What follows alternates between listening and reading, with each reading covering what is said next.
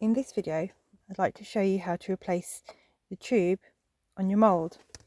So for those of you who wear a mould for your hearing aid, you'll see that there's a tube that's attached to it, which needs to be replaced at least every 6 months to stop it from going hard, because when it does go hard, it can affect how well it transmits the sound into your ear.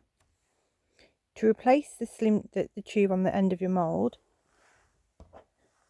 it's handy if you've got a pair of pliers, pair of scissors, and wire cutters. The first thing you need to do is remove the old tube. To do that,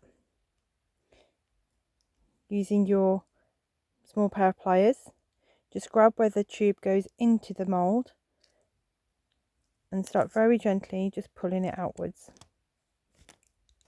I'm using a technique where I only just take out a little bit at a time.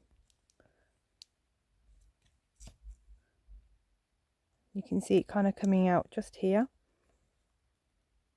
just there.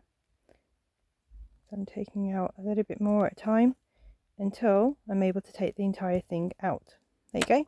So this tube here is the bit that you need to discard, but don't do that yet. Hold on to this because you're going to use this as a guide to cut down the new tubing. Let's put that to one side. Now you'll need the tubing that your audiologist will have given you.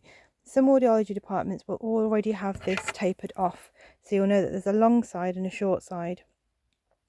They may have already tapered this side off for you. If they haven't, get your scissors. What you want to do is start off about maybe halfway up the tube on the shorter side, or maybe a little bit above it, and you want to go in halfway and taper it off. You want a point at the end. So very carefully taper it off. So that's what it will look like then. My mould has literally just got one bore, which will allow the tube to go in, and you can see where that bore is. It goes from one end to the other end. Sometimes you might have a vent that runs underneath it as well.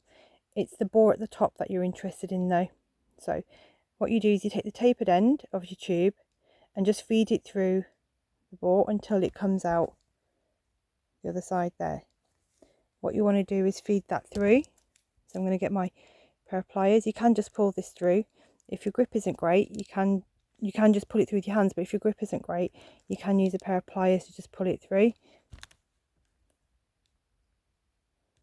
There you go. And what you want to do is you want to keep pulling it until it kind of stands up. So at the moment it hasn't stood up just yet, so I'm going to keep pulling it until it comes through. There. So until it's just about standing up, which kind of is right now.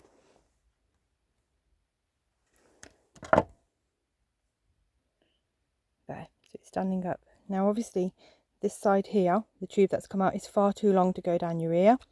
So you can use your wire cutters just to kind of keep it nice and flush and cut it close to the end just there. Now what you've got is this long tube at the top, and that's obviously far too long for your hearing aid to be attached to, which is why you need to hold on to your guide. So what I'm going to do is use this to guide how much I need to chop off the end. So I'm just lining it up with the outlet, matching it up at the top. It sits about there. Just marking it off with my fingernail and then cutting it off. If I use the guide again, it's about the same length as the old guide.